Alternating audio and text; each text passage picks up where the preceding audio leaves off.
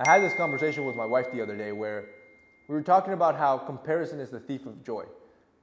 And I was comparing myself, right, as a businessman, as a content creator, and all these verticals to other men that are in the peak. And she said that quote, right? Remember that comparison is the thief of joy. And it's true. It's absolutely true. But it doesn't mean you ignore it. The reason it steals your joy is because it sucks, right? Because you see all the inadequacies, all the disadvantages, all the shortcomings, all the laziness that you may have exhibited in that realm of life when you actually thought you were crushing it. And then it got me thinking. So many guys like to blame things, right? And I hate that in my own life, right? So again, when I talk about this stuff, it's because I go through this crap, right? So I was in my own head, and it's so easy for me to make any sort of excuse. I can make excuses all day long why I'm not where I want to be, but it doesn't matter. And the same thing can be said about you, right? I've heard this excuse so much. Oh, men's self-help advice is ruining you. Self-help advice is ruining you. Come on, bro. It's not that it's ruining you. It's that you're continually improving yourself and you're seeing the standard that could be met, but you're not at that standard yet. So it's not that hustle culture, hard work, or self-help is ruining you. It's that you are opening your eyes to the lack and shortcomings in yourself and your work ethic and what you could be, but you're not. The problem is that you work on that one aspect. Let's say it's the gym, right? Your fitness. You work on that for a little bit because you were highly motivated. Maybe you watched a video like that. So, all right, let's go to the gym. You work on it for a little bit. You don't see the results that you see that other guy have, but that guy has been doing it for 10 years, 15 years. So you quit, you leave, and now you feel more depressed and inadequate than ever. So you're looking for an excuse. Oh, it's hustle culture. They promote a toxic work environment. Bro, it's not that. It's that your eyes are now open. Now you know what the standard is of how you should carry and live on your life with discipline and what that will achieve. But you didn't get to reach it. So what did you do? You quit. You called self-help advice toxic, that it's not good. That's not the problem. The problem is that you are only operating in motivation and when your mental health is on point. But those that win, that truly win in every demographic in life, especially the standards that I was comparing myself to, they work for years in the absence of motivation, in the absence of seeing results. That's why they're all winning now. So what do?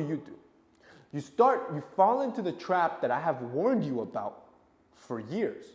You blame others, right? You blame everything else other than your own effort. You even go as low as blaming the content and advice itself that is designed to help propel you and lift you up. Think about that. You'll be like, yo, I'm not the problem. It's the self-improvement advice that's designed to self-improve you. Like, bro, what? Don't fall for that advice, bro. Even though it sounds nice. Even though you think, you know what? That sounds true. Nah, bro. Nah. Anybody that tells you life, that is just mediocre. They live a mediocre life. And look at their life. Look at every metric. The relationship, the quality of woman they have, the money, how much do they generate, them as a business person, them as a content creator. Look at every metric. Them with their health, them with their simple pleasures. Are they easy to follow? Look at the person that's telling you that, and I guarantee you, it's a mediocre person, right? You have to understand deception.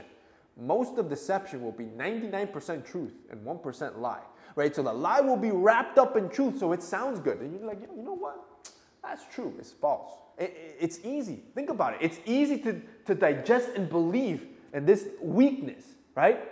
Because it's more palpable. It feels better than feeling that you fell short. It feels better than knowing that you were at a disadvantage.